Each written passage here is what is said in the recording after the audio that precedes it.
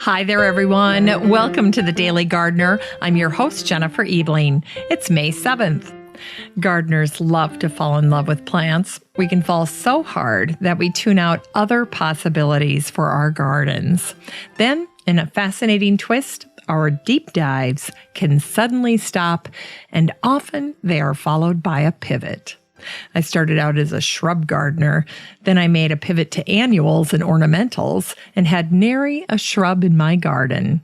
Then I was anti-annual, then I moved into herbs and edibles. Now I'm a little bit of everything. Deep dives and pivots, part of the process of growing a gardener. Here's today's brevities. It's the birthday of the Dutch botanist Gerard van Swieten, born on this day in 1700. As Swieten turned 40, Empress Maria Theresa inherited the Habsburg Empire. She had much to do to get her kingdom into shape. When it came to medicine, Austria was about 200 years behind its European neighbors. The Empress acted quickly, recruiting the best medical experts she could find, and Swieten was one of the most important people she brought on board. By May 1745, Swieten moved his family to Vienna and began to set the stage for world-class medical training in Austria. Swieten totally reorganized medicine at the University of Vienna, adding a botanical garden and a chemical laboratory, each headed by its own professor. Swieten exchanged letters with Linnaeus on botanical matters for over a decade. He named his youngest daughter, Maria, after the Empress, who was also her godmother. The genus of mahogany, Swietenia, was named after Swieten. On this day in 1888, the first organizational meeting of the Rochester Parks Commission was held in Rochester, New York. They decided to invite the great American landscape architect Frederick Law Olmsted to design a park system for the city. In fact, Rochester was the last municipal park designed by Olmsted.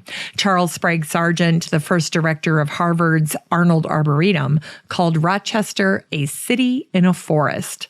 Trees have been a vital part of Rochester since the city's founding. It was essentially an impenetrable forest when the first settlers arrived. Rochester's Plank Road is now paved, and it's a nod to the road's original construction.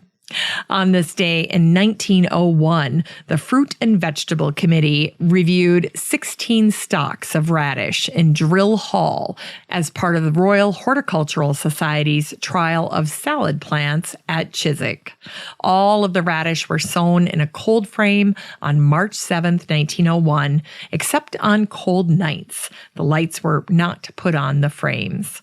The varieties included Crusen's Oblong Black from Masters, Scarlet Queen from Barr, as well as the turnip-shaped Early Extra Scarlet from Veitch. It said it was ready to use April 26th. The roots were scarlet, the foliage very short, crisp and of excellent flavor, one of the best and the earliest.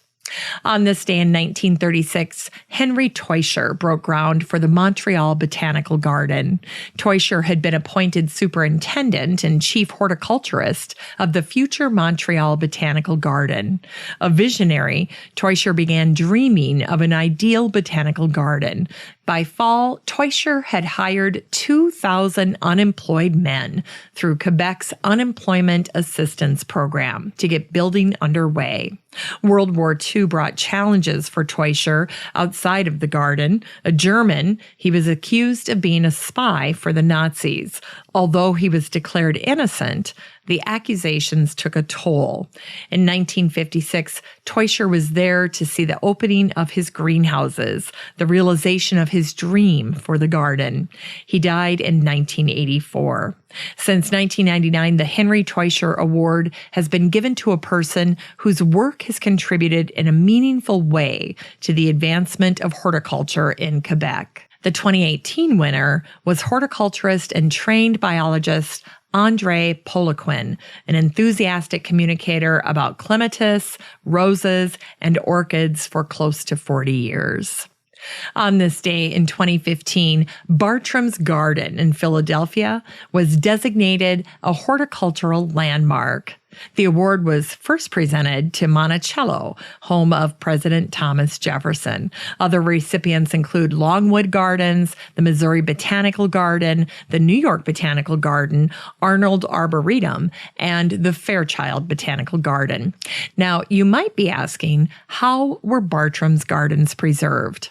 Well, that job fell to Andrew McCullough Eastwick, an engineer and inventor of the steam shovel. He made sure the historic garden was kept intact. Eastwick had banked a personal mint after building railroads for Tsar Nicholas I of Russia. In 1850, he bought the 46-acre Bartram estate from Bartram's granddaughter, Anne Bartram Carr. Unlike the fate of many old homes, Eastwick decided not to tear down the existing Bartram house. Instead, he kept it as a memorial. He vowed not to harm one bush planted by the Bartrams. In Unearthed Words, here's a wonderful quote from Rabindranath Tagore, born on this day in 1861. "Trees are the earth's endless effort to speak to the listening heaven."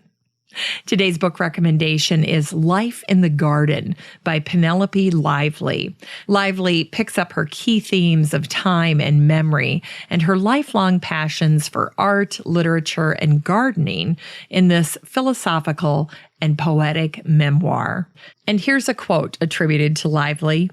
"To garden is to elide past, present, and future. It is a defiance of time." For today's garden chore, trial something this year. Experiment with a few new varieties. Notice the differences.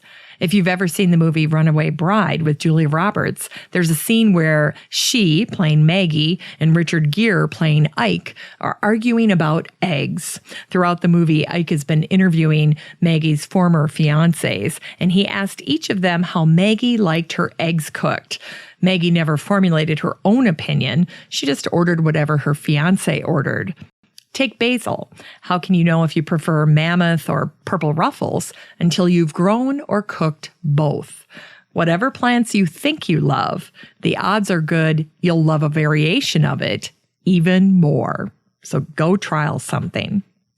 Finally, here's something sweet to revive the little botanic spark in your heart. On this day in 1855, Charles Darwin wrote to William Darwin Fox. He said, "I'm rather low today about all my experiments. Everything has been going wrong. The fish at the zoological gardens after eating seeds would spit them all out again. Seeds will sink in salt water. All nature is perverse and will not do as I wish it. And just at present, I wish I had the old barnacles to work at and nothing new." It was a bad day. 23 years later, in 1878, on this very day, he wrote to Thomas Henry Farrer, 1st Baron, "At present, I care for nothing in this wide world except the biology of seedling plants." Thanks for listening to The Daily Gardener, and remember, for a happy, healthy life, garden every day. The Daily Gardener is produced weekdays in lovely Maple Grove, Minnesota. You can find complete show notes over at thedailygardener.org, and be sure to share the show with your garden friends. You can find The Daily Gardener on all your favorite social media, Instagram, Twitter, and Pinterest, and of course, Facebook.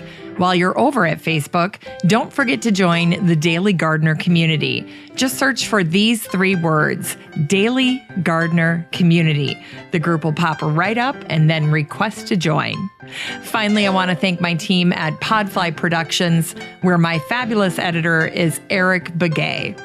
Have a great day in the garden, and we'll see you tomorrow.